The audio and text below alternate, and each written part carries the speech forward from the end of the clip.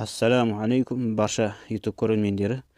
Бүгін S116 Max дейтін қытайлық дронға қалай калибровка жасау керекті екенін көрсететін боламын. Яғни мынау бізде дрон. Яғни калибровка дегеніміз не? Осыған жауап беріп кетейін. Калибровка деген, яғни дронның ішіндегі гироскоп компасы дұрыс жұмыс істеу үшін жасалынатын баптау. Яғни дұрыс көтеріліп, яғни бағыттарды дұрыс анықтау үшін, желге қарсы тұру үшін, және де оңға, солға, алдыға, артқа, жоғары, төмен командаларды дұрыс қабылдау үшін калибровка жасалады. Егер де калибровка жасалмаған дрон болса, ұшырған кезде қисық ұшып, қайта-қайта құлап қалай беретін болады. Әуелі шамалы қысқаша шолу жасап кетейін. Яғни мынау өзінің сөмкесі, қобдишасы деуге болады. Дрон, кішкентай дрон. Ақ түсті. Мынандай төрт қаңғалақты, алдында камерасы. Енді мынау бізде арзан дрон. HD камера 90 градус астыға түседі, және осы жоғары көтерілетін былай. Бәрі басқарылады. Осындай аяқта тұрады. Батарея бар. Батарея оның 2000 ампер, шамамен ұшқан уақыты 6 минутқа жетеді. Одан кейін мынау басқару пульті. Басқару пульті бойынша кішкене түсіндіріп кетейін. Яғни бізде монитор бар. Яғни камераны көрсетеді. Мынау джойстиктері, екі джойстик. Бұл айырмашылық, бұл Wi-Fi мен істейді. Екеуінің арасында байланыс Wi-Fi мен. Яғни бұда GPS жоқ. Wi-Fi мен болғандықтан бұл алысқа ұшпайды біріншіден. 50 метр ма сондай. Биікке де 30 метр дейме көтеріледі. Сосын бұл өте жеңіл, қатты желге төтеп бере алмайды. Яғни ғимараттардың ішінде ұшуға арналған дрон сияқты менің ойымша. Джойстиктерге келсек, басқару джойстиктер. Мынау сол жақ бізде, сол жақ мынау бет алдыға берсек, бұл жоғары көтереді, төмен бассақ, төмен түсіреді. Сосын бұлай солға берсек, бүйтіп орында тұрып, солға қарай айналады. Сол жаққа қарай айнала береді.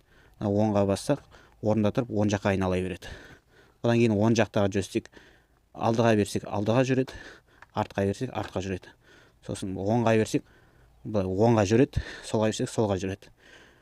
Тікке жүріп келеді бұрылу үшін, тіке басып тұрамыз да, мынаны мысалы солға ма, солға басамыз екеуін қатар. Тікке жүріп келеді, сол жақтан солға сақ, солға бұрылады, былай ұшып кете береді алдына қарай.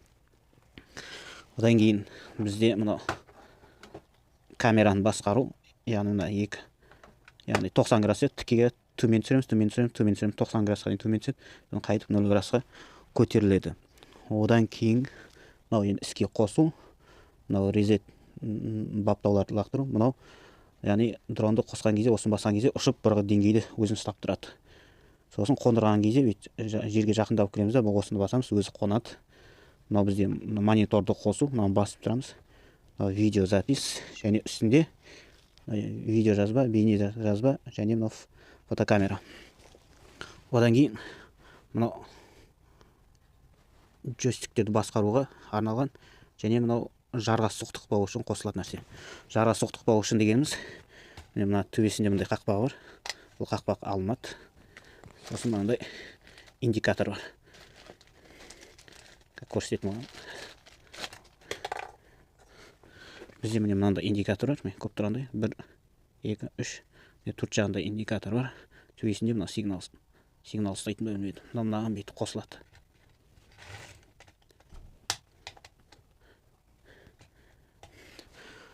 Бұл қосылады, бұл яғни ұшып келіп, мысалы жар дуал бір нәрсе тұрған кезде қабырға соған соқтықпау үшін индикатордың баптауы бар. 2 метр ма, сондай кейбір 1 метр ма, білмедім баптау нақты қанша екен. Келіп жарға соқтықпай тұрып қалады, бұрылып кетеді. Енді бұның несіне келейік, калибровкасына келейік. Енді бұның калибровкасына келейік.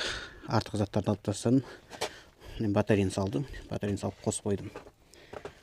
Калибровка деген кезде, сатып алған кезде, яғни бұл заводта калибровкасы жасалып тұру керек, бірақ тасымалдау кезінде бір жолда қолдану мүмкін, калибровкасы бұзылып кетеді, немесе дрон сатып алған адам калибровка жалпы не деген білмейтіндер көп. дронды дұрыс іске қоспай бұл баптауы бұзылып кетеді. Яғни дрон дұрыс іске қосылу үшін әуелі асты түп түзу жерде болу керек. Яғни мысалы емес, деңгей бойынша мындай уровень бар, деңгей. Солмен мындай түп түзу болу керек, тура. Жан жақ тігінен, көлденен, қиғашынан да түп түзу болу керек. Асты түп түзу болу керек. Егер қисық болса, мысалы дрон қисық болады, асты қисық дейік. Осылай қисық тұрады бір 5-10 градусқа. Сол қосылған кезде соған баптау жасалынады. Ішінде компас бар, гироскоп дейтін бар, компас бар. Сол осы мысалы қисық тұр, асты қисық болған кезде осыны түзу деп жаттап алады екен.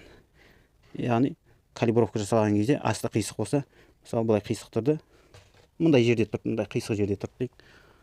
Осы кезде ішіндегі компасы осыны түзу мекен деп жаттап алады екен, осыған баптау жасалып кетеді екен. Бұл қандай зияны бар? Яғни бұл қосқан кезде, ұшқан кезде ол бүйтіп тік тұрмайды. Яғни оны былай қисықты түзу деп жаттап алады, осылай тұрады да, осылай қиғашта бір жаққа қарай ұшып кете береді. Ұшып, сосын басқару қиын болады, бір жақ мына жаққа бағынбайтын болады, тек бір жаққа қарай қисаяды, алдыға артқа ұшады, көтеріледі да, сосын құлай береді. Бір жерге соқтығысады, құлайды. Яғни басқару кетіп қалады. Сол үшін калибровка жасайды. Калибровка жасау үшін әр дрондікі әрқайсысы әрқалай. Енді мынау жаңа S116 Max-тікі, оны әрең таптық. Жалпы инструкциясында болу керек, инструкциясында келмеген. Жалпы бірінші қалай қосып, мына пультпен дронды қалай байланыстыратынын көрсетейін. Міне біз деңгейді қойып алдық.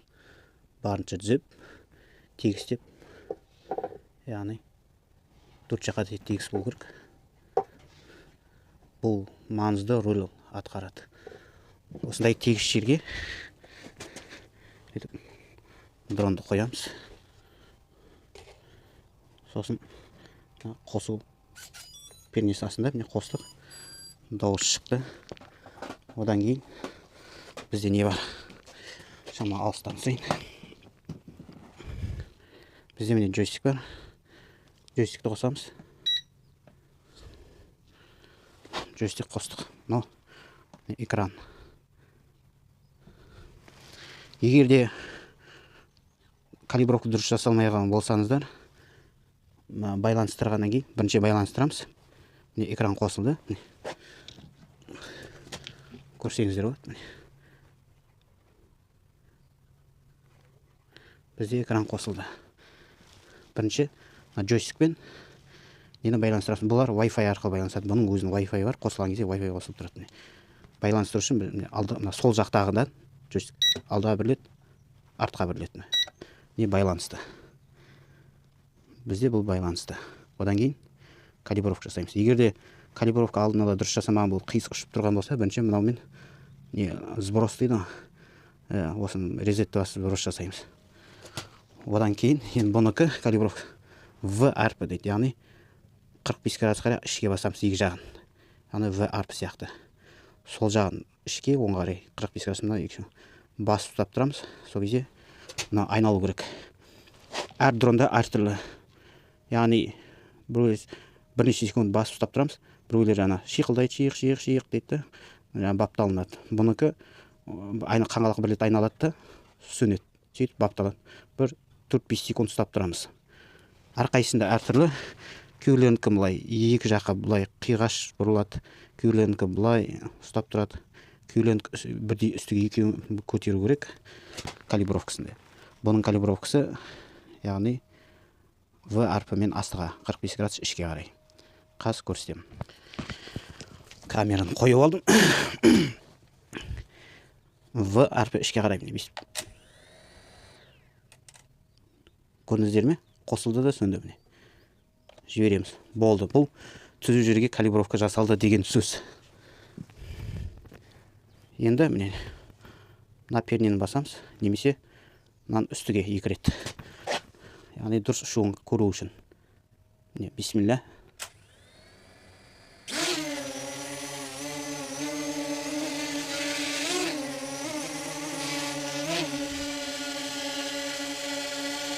Мынаумен қондырамыз міне. Мынаны басам.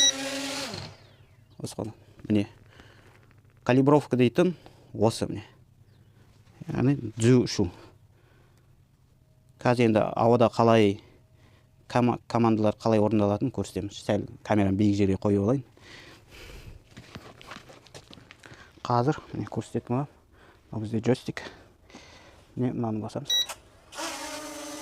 Ол көтерілді. Міне бізде деңгей ұстап тұр. Мынаны оңға үйреміз, орында айналады.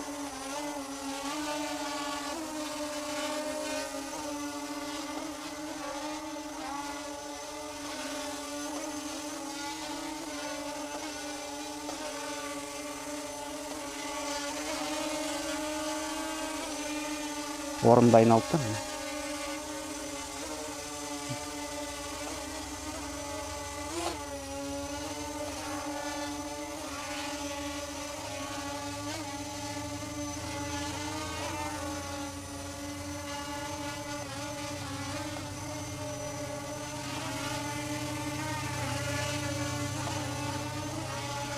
Оқтай.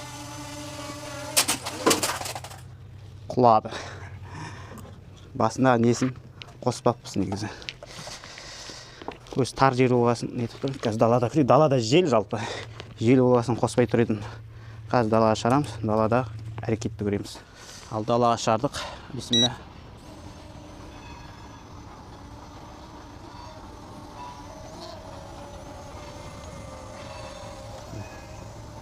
Желмен алып көтіп тұр.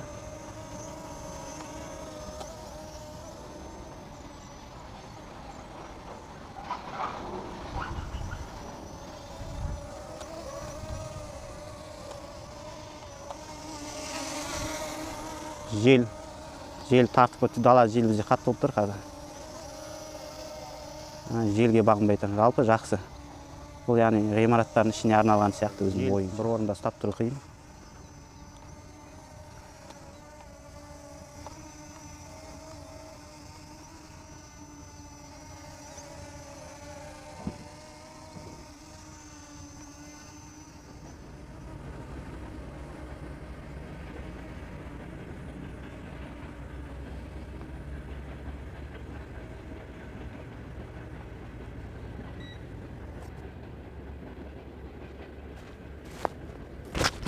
Міне осылай желдігіні бұл әлсіз екен.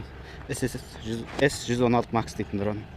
Желдігіні бармайды. Міне осымен бүгінгі біздің дронға кішкене шолуымен калибровка аяқталды. Яғни калибровка не екенін түсінген боларсыздар. Егер видео ұнаған болса, лайк басамыз, комментарий жазамыз, пікір қалдырамыз. Кім қандай дрон қолданды, қалай баптады, қалай калибровка жасады дегендей үйреніп жатсыңдар ма. Яғни менен бірінші дрон ғой, бірінші. Яғни бағыну қиын. Қол үйрету керек, оны мониторға қарап үйрену керек, мониторға қарап жүргізіп үйрену керек. Былай айтқанда ориентир жасау шамалы қиындау, үйрену қиындау екен. Ұшыруын ұшырдық, енді ұшудың өзі қиындау болып тұр. Қош сау саламатта болайық. Келесі ютубта кездескенше.